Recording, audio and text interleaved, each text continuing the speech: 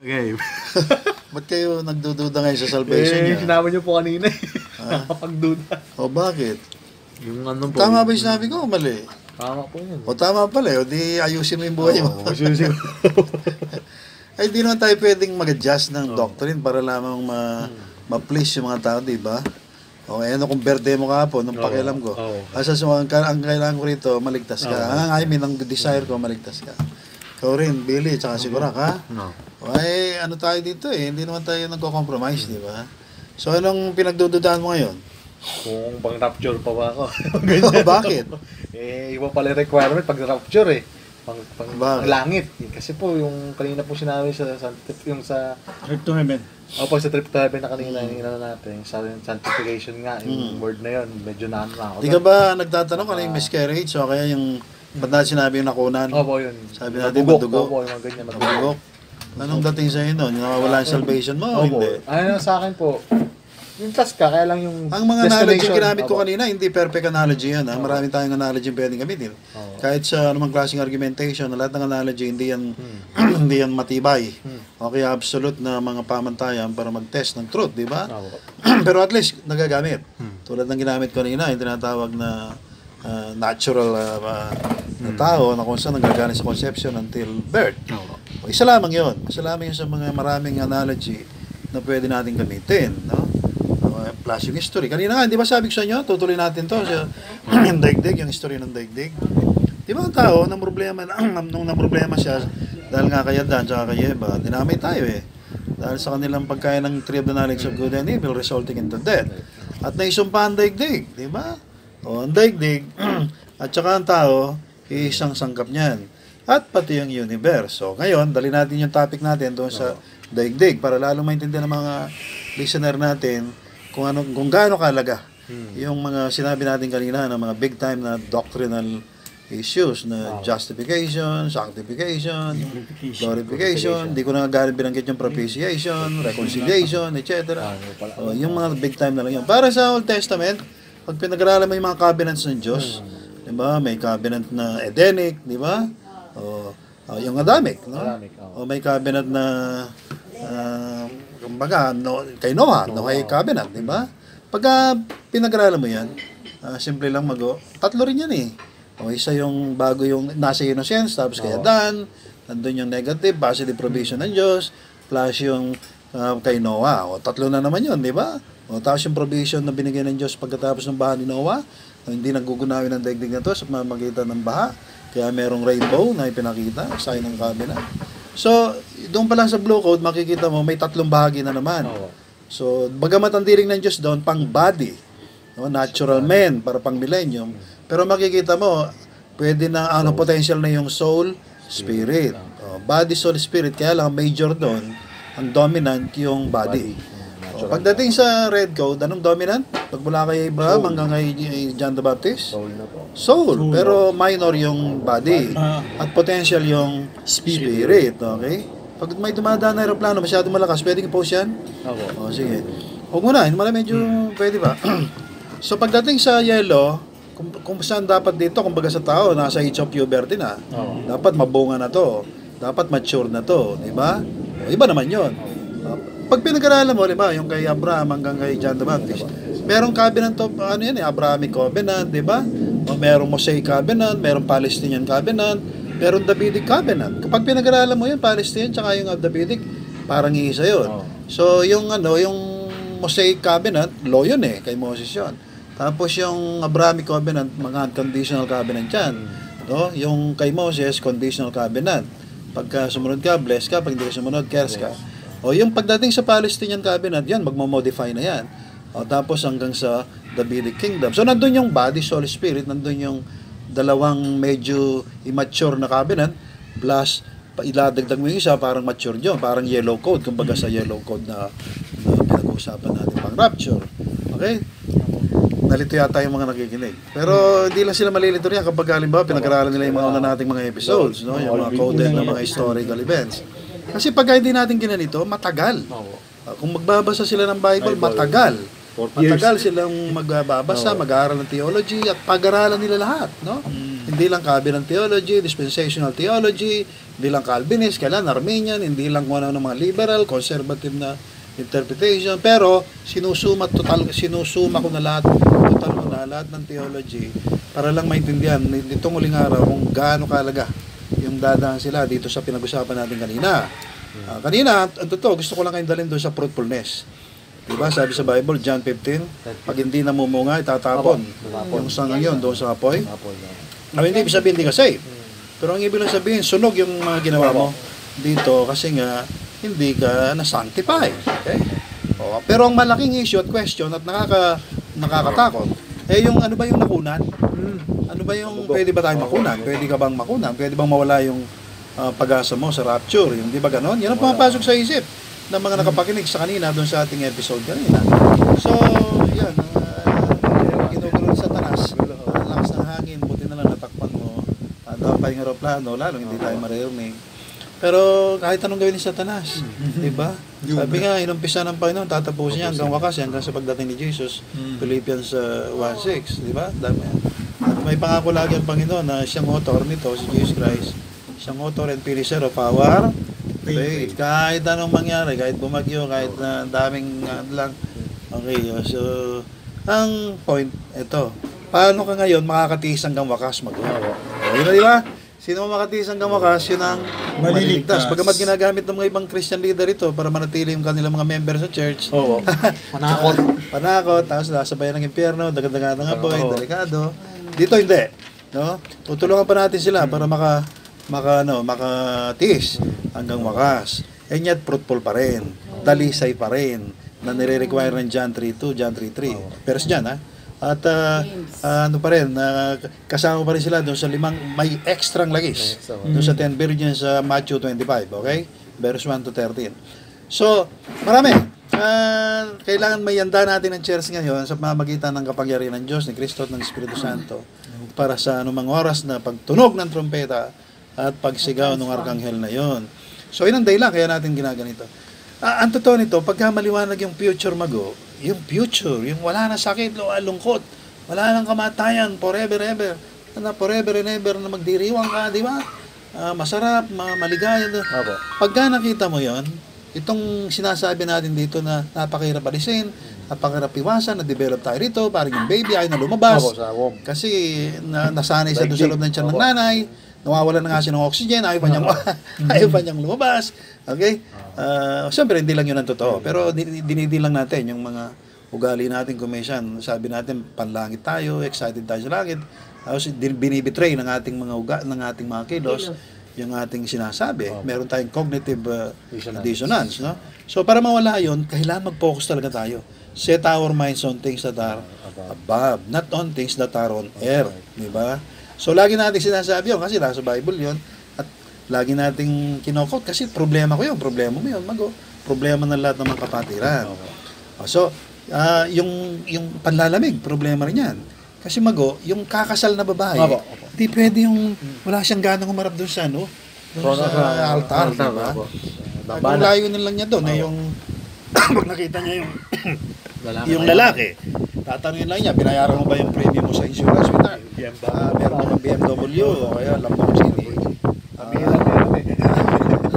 Ibig sabihin, yung babae, hindi siya sabik doon siya ikakasal. Sabik siya doon sa regalong dala-dala. Ganun ba tayo? Hindi po. Kasi kung minsan ganun ako Yung Lord, gusto kong bagong katawan. Wala na sakit luwalong, pero tinetest kong sarili ko, talaga bang mahal kong Panginoon? Yun. Ang test para masabi kong mahal kong Panginoon, o kaya hindi, nasa inyong Panginoon Kapag hindi mo mahal yung kapwa mo na may Holy Spirit, hindi ka handang mabuhay o kaya mamatay yung kinakailangan. Diba? Madali lang tayo magsalita.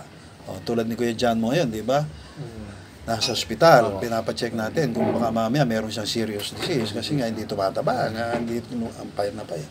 Ibig sabihin, ba't natin gagawin yun? Okay? Kung hindi talaga ang Panginoon ang buhay natin, o kaya buhay niya, so, ba't ka gagastos? Okay? Ba't ka may istorbo ng ganyan, di ba? Pero yun nga, the love of God constrains us. Kasi mayroong Holy Spirit na nandyan na ang Panginoon pa, no? Ang Diyos pa, di ba? Yung Holy Spirit niya. Pure love yun. So, yun ang dahilan. Kaya sinabi ko, na habang nandito tayo, check natin ang ating faith, ang ating pag-ibig, talaga bang na-maximize natin. No? Di ba? Kasi kung wala tayong pag-ibig na gano'n, walang mercy, walang yung compassion natin pag nagpipreach at saka pag nagwi-witness, baka peke. Diba? Out of duty lang. Okay, para numbers lang. Nakapag-preach ako, nakapag-witness, 10 yung naligtas, yung ganyan. Kung ganun lang, nako, delikado yan. Baka reliyon na naman to. So, ang compassion, yun ang check din natin. Meron pa talaga tayong love na nire-require sa First John, di ba? Tanda mo, si John, yan ang apostle na nakatalaga sa mga last days. Kaya yung apostles of love. Di ba? So, ito, kaya natin sinasabi ito, pati ng kadalisayan, yung mamumuhay ng banal, okay? Kadalisay. Hindi sabihin na yung biruan natin, masama o whatever. Sanctified na yan, okay? Bagamat kuminsan sumasobra tayo, right? Okay. So, madali naman yun Sa Panginoon naman, aminin mo lang yun, nawawala yun, kung anak ka niya, di ba? Pero pag lagi mong inaamin, lagi mong ginagawa, babatukan ka niya. Okay. So, Disiplina. Okay, masama ang tingin, di ba? Kaya nagtatampo. Yung Holy Spirit, gano'n parang dove, di ba? So, wag natin pigatiin ang Holy Spirit, wag natin quench yung Holy Spirit, kasi nga, yun ang representative ng Panginoong Yesus dito, yun ang representative ng Diyos dito. Buhay mo yan, buhay ko to. Billy, kanina, tinatanong ako tungkol sa pneumatology. Ikinalulungkot kong sabihin, yung nariring mo sa gotquestion.org, kulang. Okay? Yung nababasa natin sa iba't ibang mga libro ng mga theologians sa tungkol sa Holy Spirit, kulang din. Tama, pero kulang. Okay? Ang sinasabi natin ngayon, ng Holy Spirit sa uling araw na to, dapat maintindihan na natin, yan ang buhay mo, yan ang buhay mo, Billy. At hindi lang yung Holy Spirit ni Kristo, kundi yung Holy Spirit ng Diyos. Yun ang cell, yun ang kaligtasan natin, yun ang buhay natin, yun ang comforter o paraclete, yun yung teacher, yun ang director ng buong buhay natin.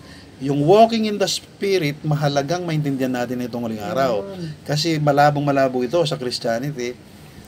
Kala nila, minsan, puro Bible, puro ganito, mag-memorize ka ng ganito, wag ka nang gaganon, wag ka nang, putos na naman, Hindi. Yung walking in the Spirit, simple lang yung katawan na yan, yung bahay, yung templo na yan ng Holy Spirit, parang bahay namin dito. Alisin mo kami dito, wala nang kwenta yung bahay. So, mas mahalaga yung nakatira kaysa dun sa bahay. So, yung Holy Spirit na nandiyan, yun yung buhay na dapat doon ka lumakad o mabuhay. Diba? Hindi yung laman. Kasi ang bunga ng laman, pag pinagbigyan mo yan, yung walking in the flesh, magre-resulta yan ng kamatayan. Mahihiwalay tayo sa kapuspusan, yung resulta niyan, wala tayong joy, peace, etc. Ang isa-substitute natin, yung gawa ng laman. O yan, yung mga manika, mga cellphone ni Billy, mga ganyan. Wala masama sa isang banda, kaya lang, patunay yan na kumisan, nawawalan tayo ng kapuspusan. Kasi kung puspos tayo, kontrolado ng Holy Spirit yan. Kasi nasa area tayo ng sanctification Kung pinapapaging kamukha natin ni Kristo at ng Diyos Ama, yun ang gawain ng Holy Spirit yan. To be like Him, di ba? Siyempre, gagawa ka ng clone mo. Di ba? Clone, natural. Yun ang sinasabi kong fruitfulness. Lalo na yung church na from Pentecost hanggang ngayon. Lalo na yung last days. Ina-expect ng Panginoon. Parang babae na may asawa. Alam mo sa Old Testament, kapag yung asawa ng lalaking Hudyo, baog, naku, sinumpa. Okay? Katumbas niya yung sinumpa. Kaya kung minsan, ayaw nila yung ganyan, di ba? So, kailangan fruitful ka. Fruitful. So, yan ang isa sa mga check natin. Kung talaga man tayo fruitful. Hindi ko sinasabing nagpipreach ka lang, nagwi-witness, nasa YouTube, kaya ka. No. Basta't kasama ka sa church, sumusuporta ka dyan, nagpipray ka para sa glory ng Diyos through Christ, by the power of the Holy Spirit, na siyang buhay ng church, yun, fruitful ka. Okay? Huwag lang gagawing excuse, yung nag-pray naman ako, kahit di ako mag-preach, yung pala, marunong ka pala mag-preach, diba? Ikaw rin ang malulugi. Kasi too much is given, much is required. So, yun, isa na naman pan-check yun. Checkin ko sarili ko, Lord, ano ba yung mga gift na binigay mo sa akin, ano yung mga kaloob mo, para ma-maximize ko, kasi totoo lang, tama lang talaga, na ito yung gagawin namin, hindi dahil inutos mo, the love of God constrains us, talaga namang napaka-exciting i-preach yung gospel, di ba? Kasing exciting ng pagre-repair ng mga tamiya. Hindi Okay. Hindi ka ba nag-iisip na baka mamaya lagi na akong magre-review sa'yo? Hindi naman po. Enjoy mo? Nakakano lang po nag-grow ka ba? Spiritually, si Kurak, nag-grow yan eh. Hindi ko ba pili? O panay lang tayo salita rito para sa simbahan sa labas. Paglabas sa simbahan, wala rin. Ganon? Yan lang. So, nung... Malala pala. So, yung yung usapan natin kanina, yung daigdig. Yung tanong ko kasi, paano nga pala, yung i-compare, yung sinabi natin kanina doon sa first episode, nitong topic na to, at saka yung daigdig. Kasi parang tao rin ang daigdig eh. Dadaan din yan sa justification, sanctification, at saka sa glorification. Ano yun, Bill? Parang yung baptism. Di ba si Kristo may bautismo sa tubig? Noah. At saka bautismo sa apoy. Yung actual na death burial niya. Yung daigdig, ganoon din. Anong pinaka-baptism sa water ng daigdig? Panahon po ni Noah. Tingnan ko kung kaya yung sagutin to, re-review ko kayo. Panahon ni Noah, okay? So, from Adam until Noah, yung panahon na yun parang innocence. Okay? Pang ganon? Ganun ba yun? Parang yung buhay ni Kristo na wala pa siya sa Jordan River. Wala po. From conception until the Jordan River, yun ang katumbas, ang panahon ni Adan hanggang doon sa Noah's flood. Kumbaga, sabi rin sa Bible, ano yun eh, parang bautismo ng daigdig. Hindi nga lang naintindihan ng mga Christian sa labas. So, ano yung pinaka-bautismo sa apoy ng daigdig? Tribulation. Yung pagkatapos ko nung... Yung kanyang birth pangs. Yung dating ng second coming. 7 years tribulation period. O yung in between. Sure. Kasi after Noah, kumbaga, nandun yung born again eh. May binhi na naman ng Diyos ng ano eh. Yung rapture. Binhi ng Diyos, di ba? Di lang human, kundi divine. Tapos, yung gitna, magmula kay Noah, kay Abraham, etc., hanggang sa rapture, di ba? Anong tawag niya riyan? Ang tawag niya riyan? Resurrection. Di ba? Tatlo lang gagamitin natin. Justification, sa sanctification at saka glorification. Daigdig ang usapan, hindi tao. So ngayon, magmula pagkatapos si Noah, hanggang sa dulo ng dispensasyon ng church age, yung pang-langit, pang-angelic at saka pang-lupa, diba? Puro iglesia yun eh. Pinakamatapos nga lang yung glorified. Yung lahat ng yung sanctification, di ba? Tama? Tapos dadaan ng birth pangs, yung nga, si tribulation period. Kung baka ilalabas na yung ano eh, yung bagong daigdig. So yung pagkatapos ng second coming of Jesus Christ, kasi tapos na yung Jacob's trouble, 7 years tribulation period, yung tinatawag nating judgment na darating, pagkatapos ng rapture, yun na, bagong daigdig na. Ang tawag, millennial reign of Christ o millennium. Pero, ang din dito, hindi yung universe, yung daigdig. Kaya nga, yung city of God nakadetach na nagre-represent ng langit. O kaya ng Diyos. Okay? Kikita nyo? O kasi hindi pa ito ang renewal o kaya ng pagbabago ng daigdig at ng universe ng tawag New Heaven and New Earth. So nakita nyo kung paano dadaan din ang daigdig. O sa dalawang bautismo, sa tinatawag na justification, sanctification, at saka glorification. Marami pang mga term na gagamitin niya. Kaya lang, baka malito yung mga nakikinig sa atin. Kaya lang, sinisimplify natin para malaman nila ang truths ng Diyos parallel. Okay? So, maliban dyan yung universe. Sige nga, universe. Paano nyo nakikita na parallel ang universe sa dinadaanan ng daigdig at saka ng church? Ano ang pinaka simula ng universe na kung saan kamukha lang ng daigdig, dadaan pala siya ng regeneration, o kaya born again, o kaya ng justification. Ano po yung second coming? Panahon pa niya Dan. Ay, yung luma. Panahon niya Dan. Tandaan nyo, yung Edenic Covenant doon, yung Adamic Covenant, hindi lang involve yung panahon ngayon, yung 6,000 years, pati yung second coming of Jesus Christ. Ang totoo, pati yung 1,000 years. Kasama po. Okay? Tandaan nyo, nawala niya Dan ng daigdig. Wala. Ang paradise. Mare-restore yan doon sa millennium. Ito nga yung pangako ng Diyos sa Old Testament eh. Yung tinatawag nating Davidic Covenant ng kanyang entry, yung Palestinian Covenant.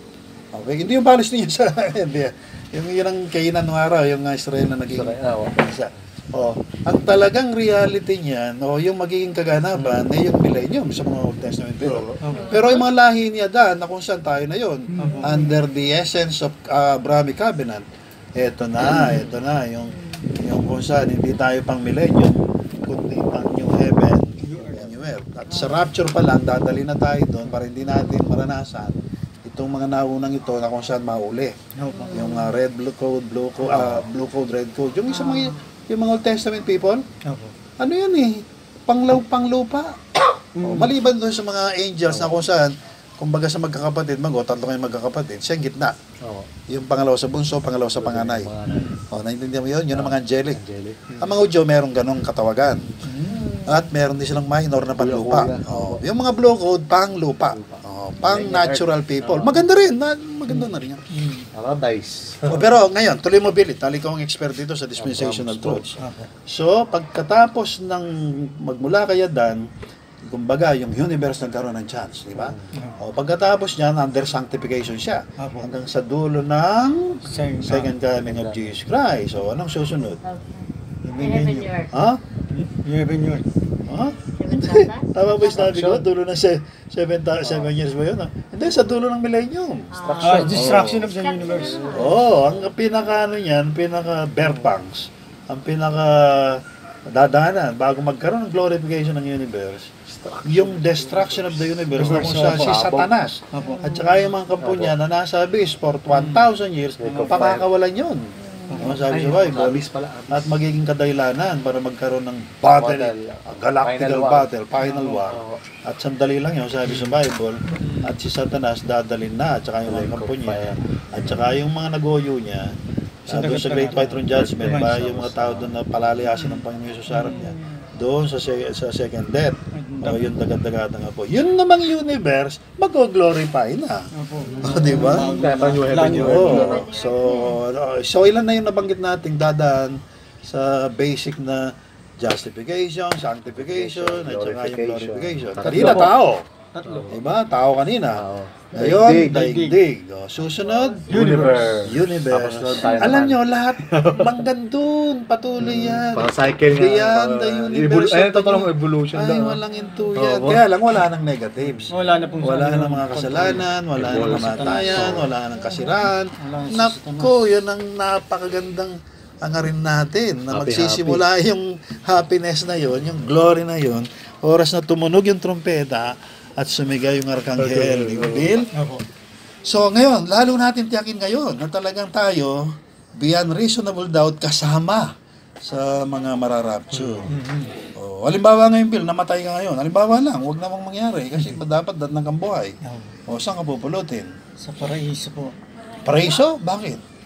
Kasi namatay. Tapos, pero... Ba't di ka ba dumaan sa justification, sanctification? Dumaan po, pero ano yun, magkakaroon ng pagkabuhay ng muli.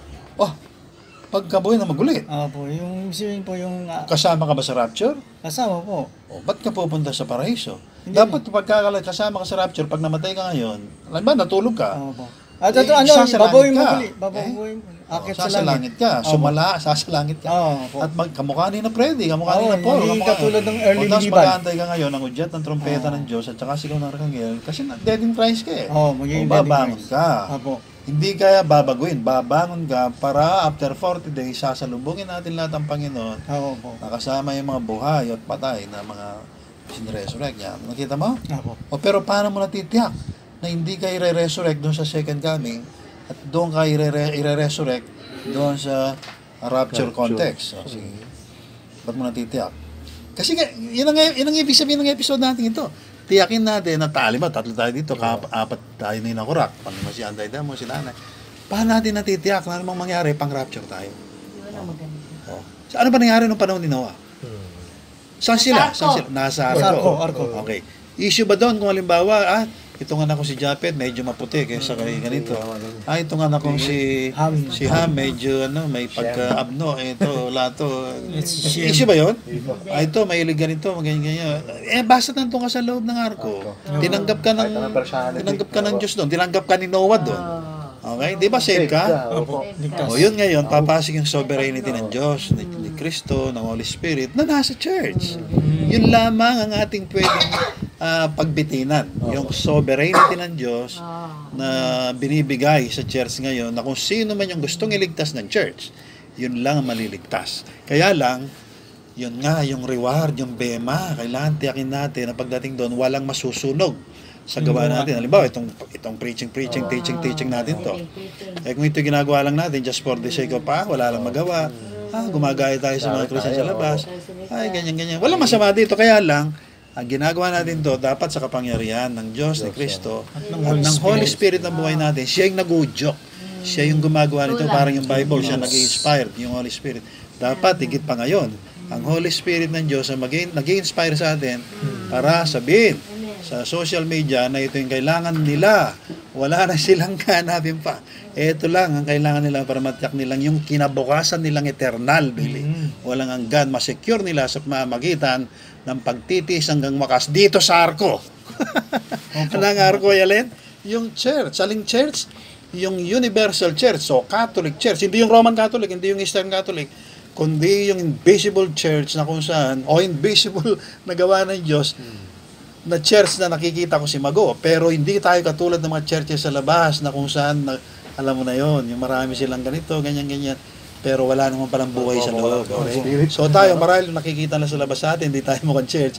Pero naman yung loob, ano yan, katawan na, ano yan, Espiritu Santo ng Panginoon Yesus, Espiritu Santo ng Diyos na nakatira dito sa mga hamak na mga katawang ito. Kaya tayo ang tunay na iglesia ni Kristo, iglesia ng Diyos.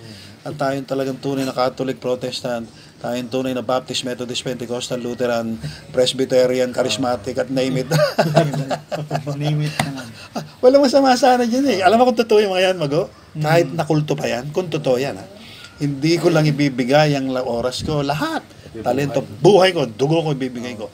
Kung ang pangako nila, kamukha ng pangako sa atin ng Panginoon, na meron kang buhay na walang hanggan, walang kamatayan, walang sakit, luha, lungkot, wala nang problema magpakailanman. Di ba?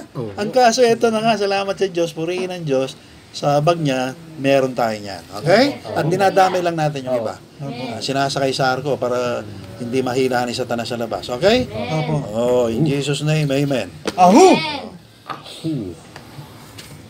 Amen kayo hindi ako Ano siya na yung amen. Naging ano na yun. Tayo